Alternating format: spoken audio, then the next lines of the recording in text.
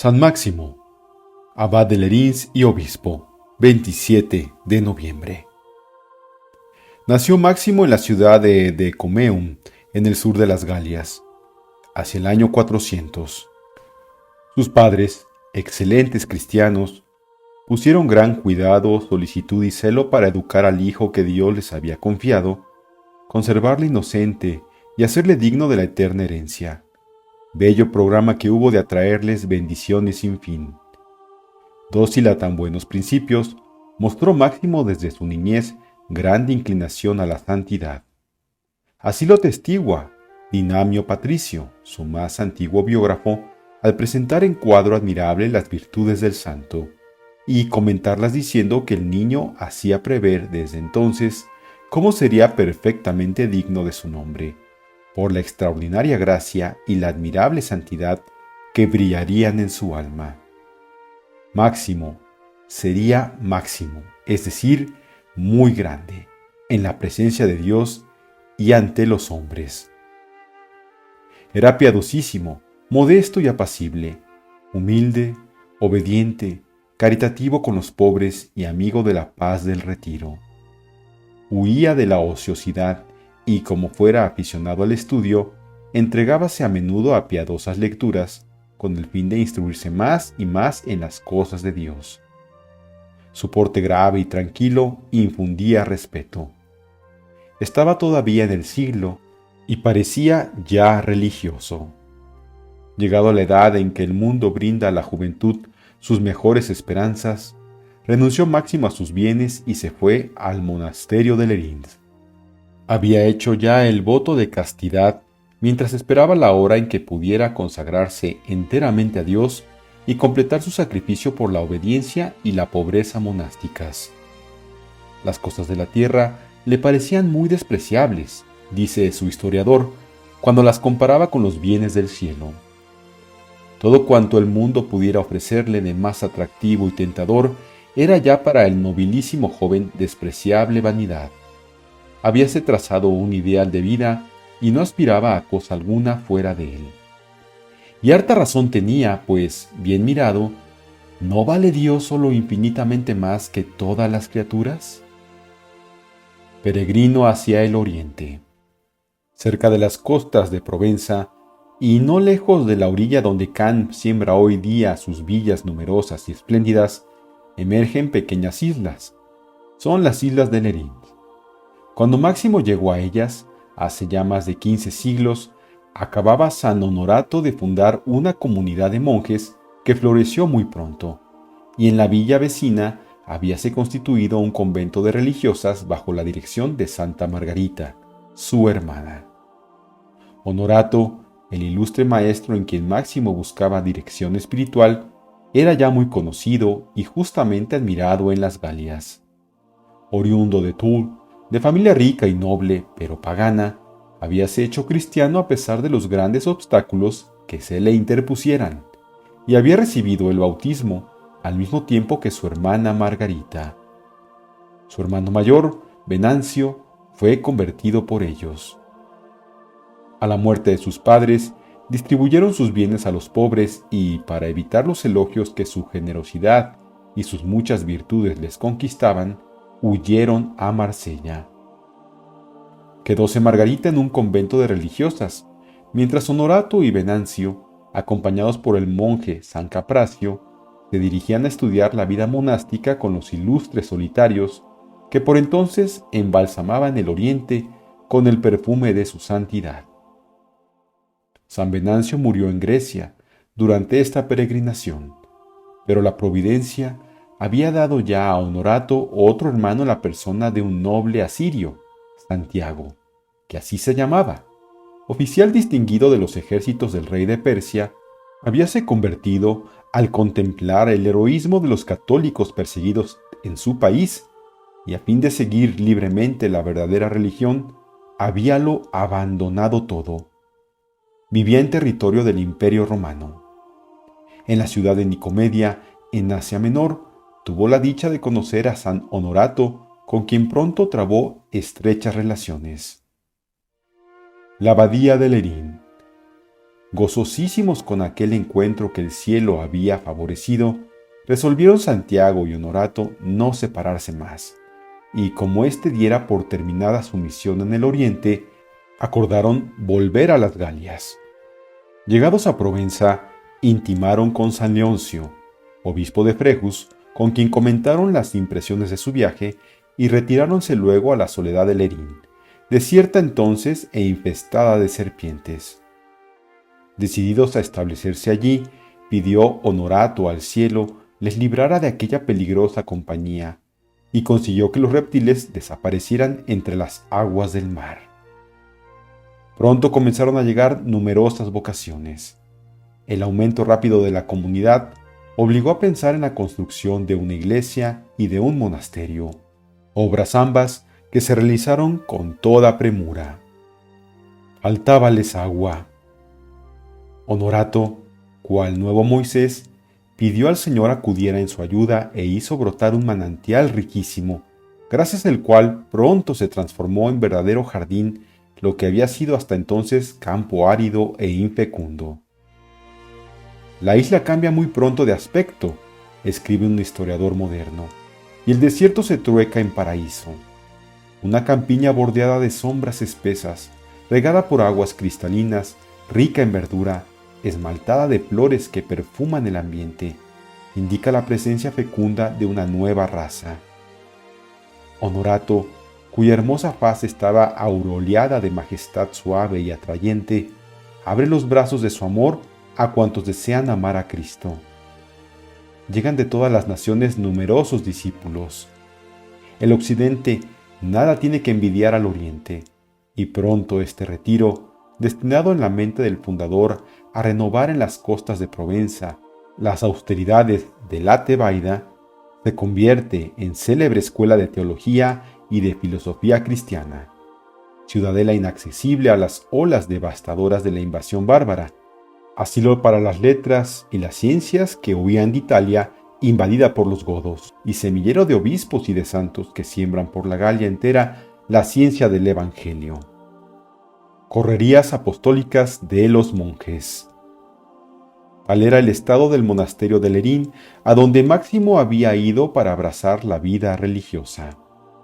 Entre los monjes y con hombres como Vicente de Lerín y Salvio, cuyos eruditos y valientes escritos admiramos todavía, encontrábanse San Euquerio, que fue arzobispo de León, San Hilario, que lo fue de Arles, y San Lupo, el cual ocupó más tarde la silla de Troye y la salvó del feroz Atila que devastaba Europa al frente de 700,000 bárbaros. Otros muchos de entre ellos llegaron asimismo a ocupar sedes diocesanas, tales como los santos Valeriano, obispo de Cimié y de Niza, Aurelio, obispo de Freyu, Salonio, obispo de Ginebra, y Verano, obispo de Vence. Honorato, maestro admirable en la ciencia y en santidad monástica, formaba también a sus discípulos para el apostolado, obra tanto más necesaria cuanto que el imperio romano se desmoronaba entonces en Occidente, invadido en todas partes por los pueblos bárbaros, herejes unos, paganos otros. Felizmente, la Iglesia Católica estaba allí para amansar y civilizar poco a poco a los vencedores, al convertirlos, y guardaba en sus monasterios el tesoro de las ciencias y letras con el que llevaría a cabo la educación de las grandes naciones modernas. Honorato salía a veces de Lerín con algunos monjes para evangelizar las campiñas que se extienden entre el Ródano y los Alpes.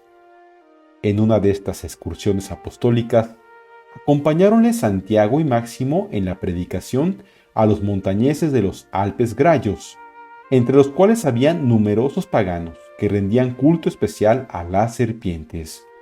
Los misioneros tuvieron que sufrir persecución más de una vez, pero su apostolado dio frutos duraderos. Expulsados de un valle, iban a otro. Jamás los contratiempos fueron para los celosos monjes motivo ni ocasión de desánimo.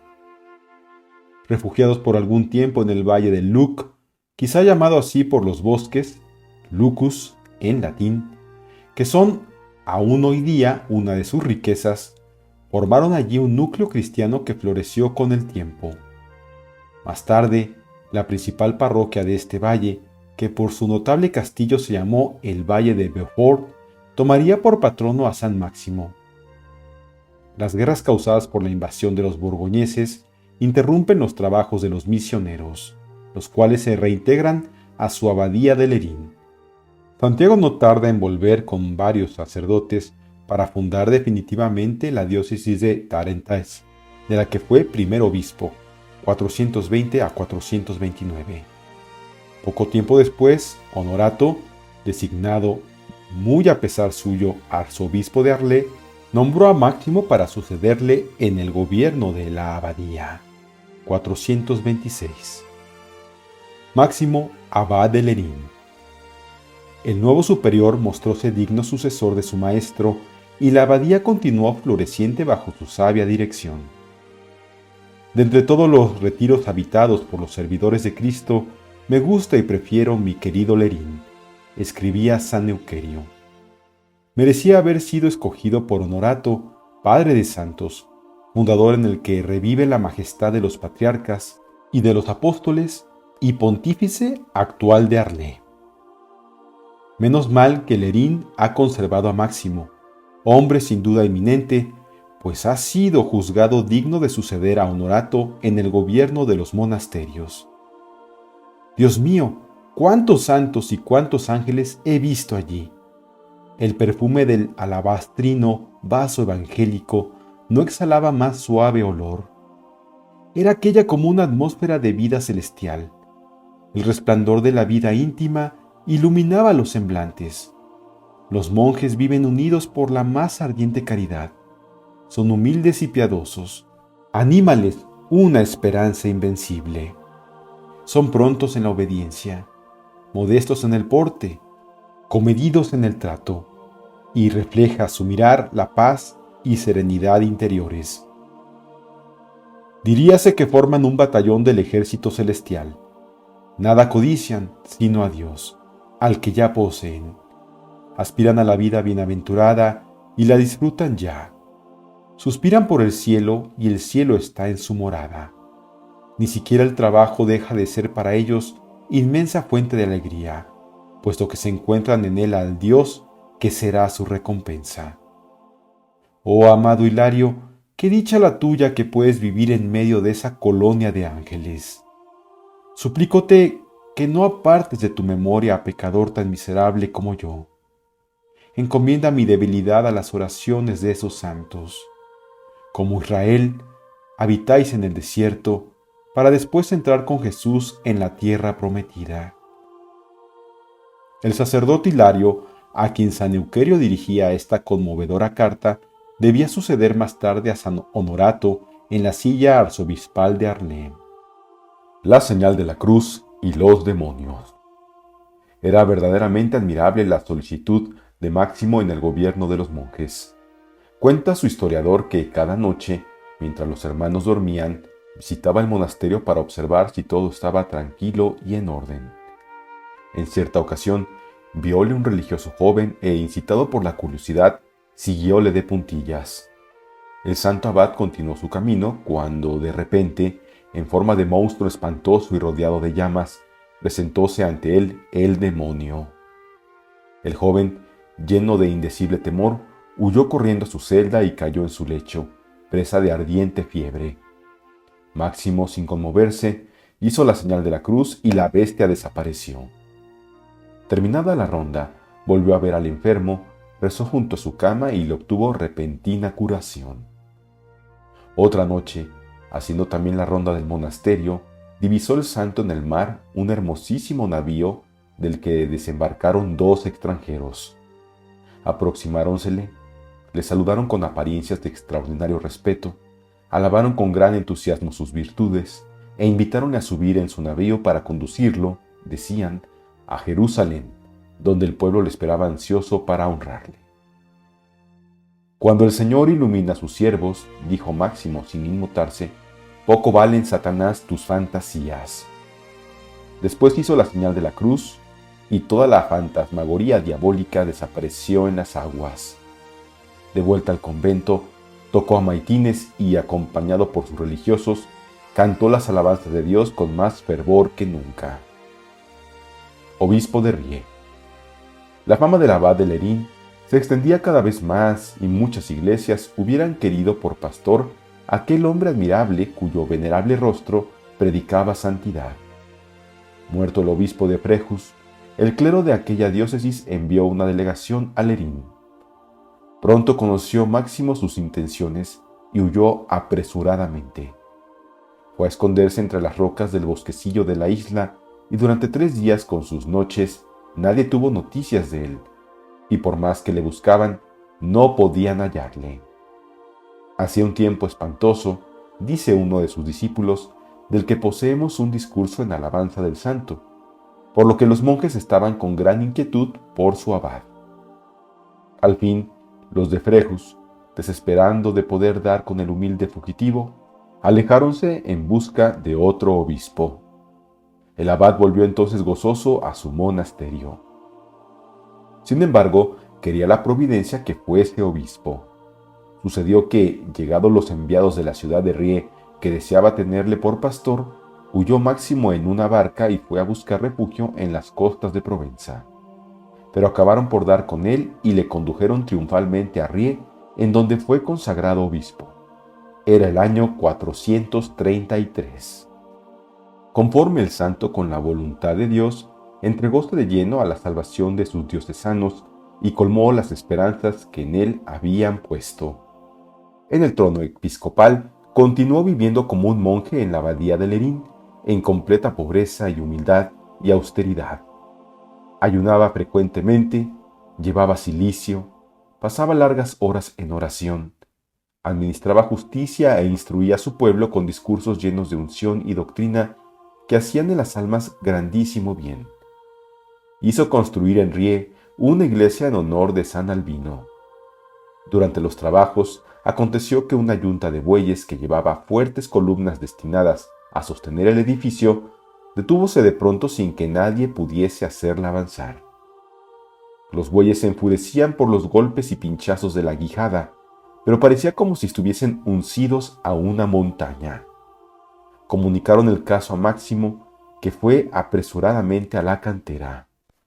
«Basta ya», dijo, «de pegar sin razón a los animales, porque es nuestro enemigo quien levanta obstáculos que vosotros no percibís». Hablaba así porque acababa de descubrir un diablo que, bajo la forma de un espantoso negrito, impedía avanzar a los bueyes. Rogó el santo al Señor, el demonio huyó y la yunta siguió su marcha tranquilamente. Resucita a 3 muertos. Un diácono llamado Ansano había tomado a su cargo a un sobrino huérfano al que amaba como a hijo. Un día, jugando el niño con sus compañeros en las murallas de Rie, cayó de lo alto y se partió la cabeza. Avisado luego Ansano, acudió apenadísimo, cogió en sus brazos el cadáver ensangrentado, lo llevó a la cámara del obispo y corrió a echarse a los pies del pontífice que estaba en la iglesia. Máximo se negaba por humildad a levantarse, pero por fin consintió y se fue con él. Se arrodilló cerca del cadáver, oró con fervor y el muerto se levantó lleno de vida. Los que habían seguido al obispo exclamaron arrebatados de entusiasmo: «¡Bendito sea Dios! ¡Bendito sea Dios!» Y se apretujaban para ver al resucitado mientras el santo corría a esconderse cual si estuviera avergonzado de aquel su valimiento. Una viuda perdió a su única hija y después de haberla puesto ella misma en el ataúd, fue a ver al obispo, pero los sollozos entrecortaban su voz. Comprendió Máximo la tragedia de aquella pobre mujer y siguióla a su casa. Pidió que le dejasen un momento solo en oración ante la difunta y poco después llamó a la dichosa madre y le devolvió la hija resucitada.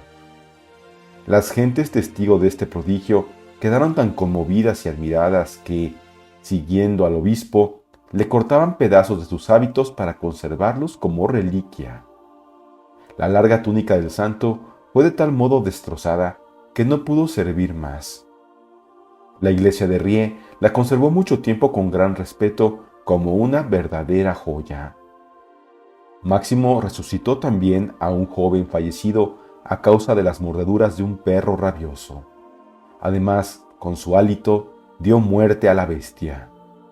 Curó a otro hombre horriblemente herido de una cornada y dio vista a un ciego que llevaba 15 años sin ver. Dice su historiador que hizo otros muchos milagros que él omite por no alargarse en demasía. Ciertamente era un hombre lleno del Espíritu Santo. No atendía menos al bien general de la Iglesia que al de su propia diócesis. En 439, llevado por su ardiente celo en procurar por todos los medios la gloria de Dios, asistió a un concilio provincial en la ciudad de Rie, a otros dos muy importantes de Provenza y al de 454 en Arlé, en los que tomó parte muy activa. Días postreros. El Señor comunicó a Máximo el día de su dichosa muerte. Entonces, el santo obispo rogó humildemente a los fieles de Rie que le permitiesen ir a visitar por última vez su país natal, para despedirse de sus familiares y de sus amigos antes de emprender viaje hacia Dios. Al llegar declaró venía para morir entre los suyos, cosa que iba a suceder aquel mismo día. Esta noticia cambió en tristeza la alegría que todos habían experimentado al recibirle. Por la tarde, se tendió en una cama como para dormir y entregó su bella alma al Creador a la hora de maitines. Era el 27 de noviembre del año 460. El cuerpo del bienaventurado obispo fue llevado a Rie. Los pueblos agolpábanse emocionados al paso del cortejo, pues todos querían ver el cadáver del santo. Pasaron cerca de una aldea en el momento de llevar a la tumba el cadáver de una joven. Los que la llevaban pidieron que hicieran tocar el ataúd de la joven con el del santo obispo. Fueles permitido y toda la muchedumbre, que bien conocía la poderosa influencia del santo ante el Señor, arrodillóse y púsose a rezar con profunda fe. Estaban en sus oraciones cuando, en medio del estupor y alegría de todos, levantóse la joven llena de vida y tomó parte en el cortejo que acompañaba las reliquias del santo obispo. Tras haber celebrado funerales solemnísimos, dieron sepultura al cuerpo de San Máximo en la iglesia de San Pedro, de Rie, iglesia que él mismo había hecho construir y a la que más tarde se dio su nombre.